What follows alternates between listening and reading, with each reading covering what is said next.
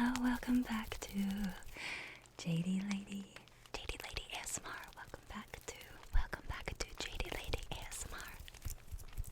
So, Halloween is coming, isn't it? Yes, it is. And I love Halloween. I absolutely adore Halloween. I figured tonight Halloween is coming. I thought I would read to you a Halloween story, spooky Halloween story. I am half Scottish. My dad was born in Scotland, so I think I do a pretty good accent. I'm gonna try and read it with a Scottish accent, see how well I do. My dad tells me I sound like Shrek. So you can let me know in the comments if I sound like Shrek. Honestly, I don't think that's a bad thing, but Shrek is king. Got on my spooky gothic, spooky goth clothes. Got on my dark makeup, yes. What do you think? Do you like it? Okay, let's get on with the video.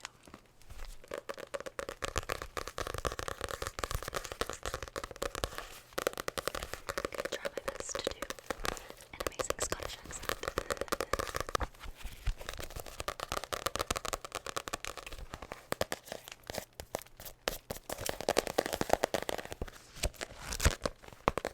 Now the story I'm going to tell, let's see, where is it? I think it's page 9. Here we go.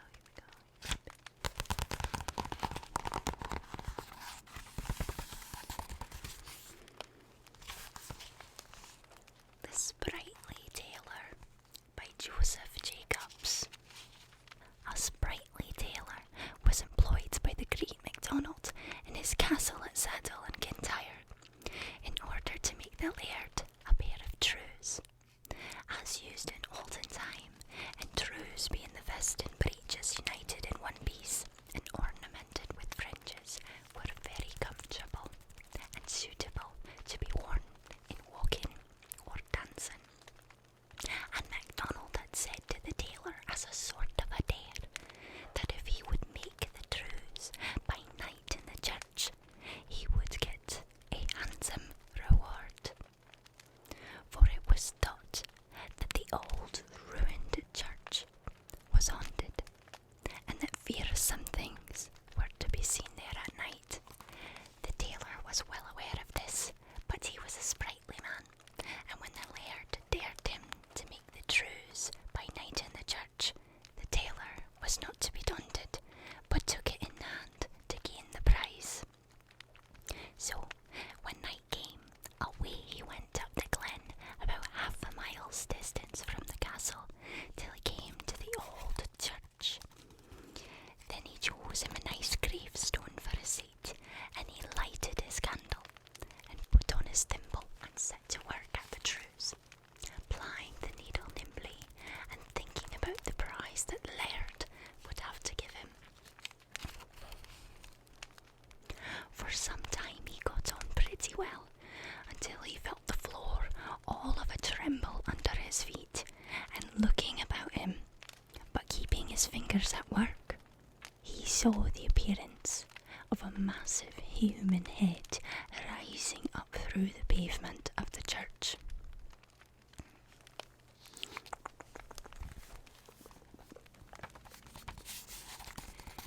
And when the head had risen above the surface, there came from it a great, great voice. And the voice said, "Do you see this great head of mine?" "I see that, but also this," replied the sprightly tailor, and he kept stitching away at the trews.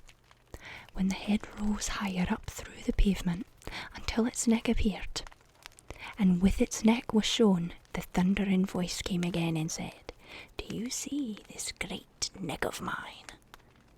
"I see that, but also this," said the sprightly tailor, and he kept stitching away at his trews.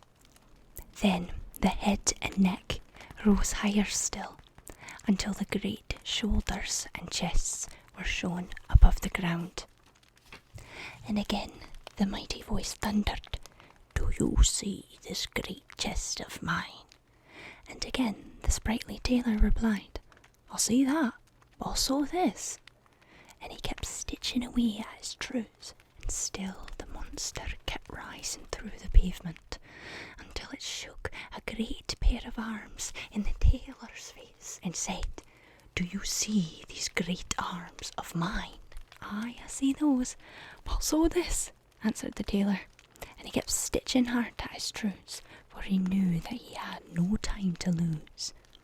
The sprightly tailor was doing the long stitches when he saw the monster gradually rising and rising through the floor until it lifted out a great leg, and stamping with it upon the pavement, said in a roaring voice, "Do you see this great leg of mine?"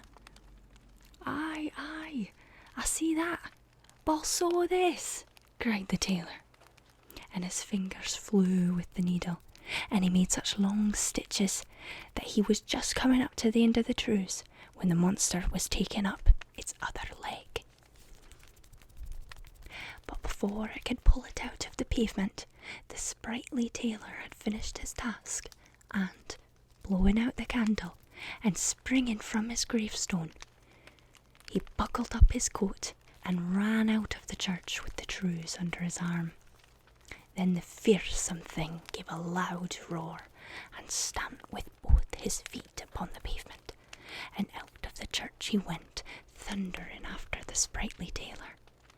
Down the glen they ran, faster than the stream when the flood rides it, but the tailor had got the start and a nimble pair of legs, and he did not choose to lose the laird's reward.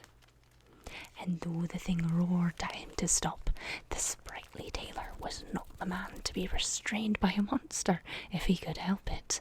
So he held his trews tight and let no darkness grow under his feet until he had reached the castle. He had no sooner got inside the gate and shut it than the monster came upon it, and enraged at losing his prize, struck the wall above the gate, and there left the mark of his 5 great fingers. You may see them plainly to this day, if you only peer close enough.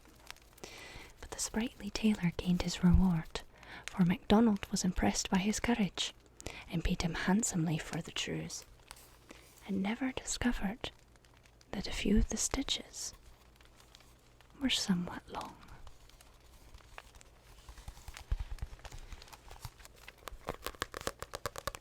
The end. Thank you so much for listening to my spooky Scottish stories. I think this was a great story for Halloween. Quite creepy, giant heads coming up. As always, thank you so much for watching. Let me know if you like the Scottish accent triggers. I'll add it more into my videos. I love Scottish accents.